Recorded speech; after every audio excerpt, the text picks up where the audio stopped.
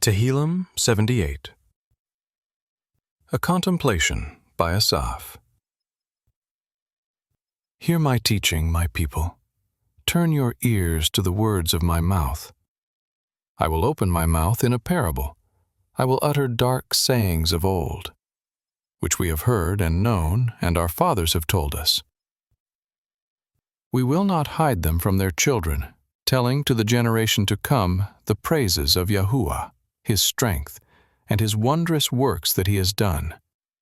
For He established a testimony in Yaakov, and appointed a Torah in Yisrael, which He commanded our fathers that they should make them known to their children, that the generation to come might know, even the children who should be born, who should arise and tell their children, that they might set their hope in Elohim, and not forget the works of Elohim, but keep His mitzvot, and might not be as their fathers, a stubborn and rebellious generation, a generation that didn't make their hearts loyal, whose spirit was not steadfast with Elohim.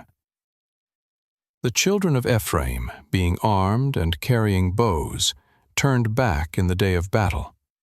They didn't keep Elohim's covenant, and refused to walk in His law.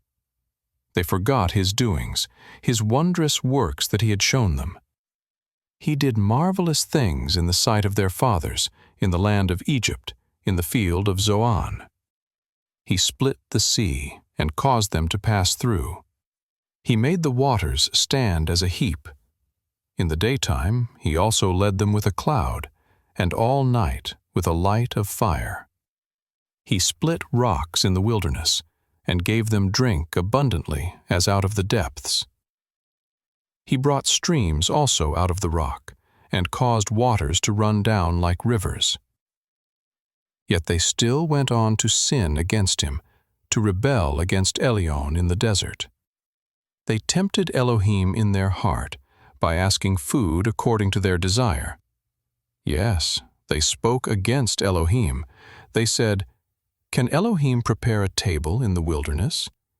Behold, He struck the rock, so that waters gushed out, and streams overflowed. Can He give bread also? Will He provide flesh for His people?" Therefore Yahuwah heard, and was angry. A fire was kindled against Yaakov. Anger also went up against Yisrael, because they didn't believe in Elohim, and didn't trust in His Yeshua. Yet He commanded the skies above, and opened the doors of heaven. He rained down manna on them to eat, and gave them food from the sky. Man ate the bread of angels. He sent them food to the full. He caused the east wind to blow in the sky. By His power He guided the south wind. He rained also flesh on them as the dust, winged birds as the sand of the seas. He let them fall in the midst of their camp, around their habitations.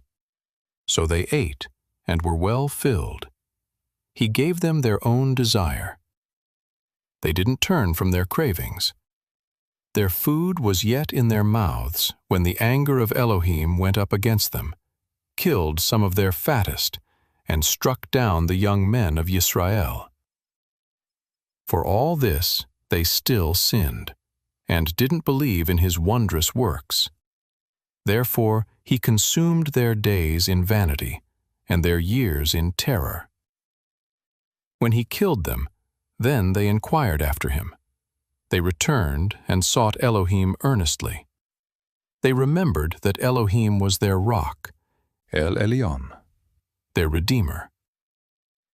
But they flattered Him with their mouth, and lied to Him with their tongue. For their heart was not right with Him, neither were they faithful in His covenant. But He, being merciful, forgave iniquity, and didn't destroy them.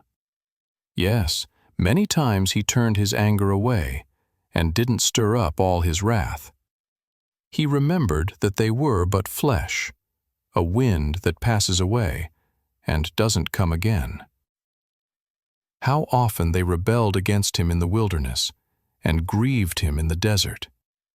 They turned again and tempted Elohim, and provoked the Kadosh of Yisrael. They didn't remember his hand, nor the day when he redeemed them from the adversary, how he set his signs in Egypt, his wonders in the field of Zoan. He turned their rivers into blood, and their streams, so that they could not drink. He sent among them swarms of flies, which devoured them, and frogs, which destroyed them. He gave also their increase to the caterpillar, and their labor to the locust. He destroyed their vines with hail, their sycamore fig trees with frost. He gave over their livestock also to the hail, and their flocks to hot thunderbolts. He threw on them the fierceness of his anger, wrath, indignation, and trouble, and a band of angels of evil. He made a path for his anger. He didn't spare their soul from death, but gave their life over to the pestilence, and struck all the firstborn in Egypt, the chief of their strength in the tents of Cam. But he led forth his own people like sheep, and guided them in the wilderness like a flock.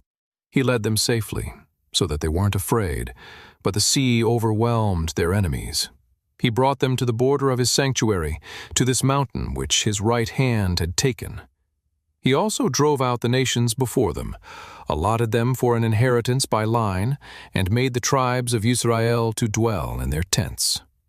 Yet they tempted and rebelled against El Elyon, and didn't keep his testimonies, but turned back and dealt treacherously like their fathers.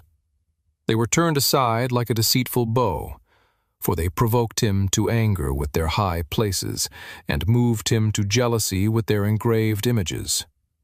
When Elohim heard this, he was angry, and greatly abhorred Yisrael, so that he forsook the tent of Shiloh, the tent which he placed among men, and delivered his strength into captivity, his glory into the adversary's hand.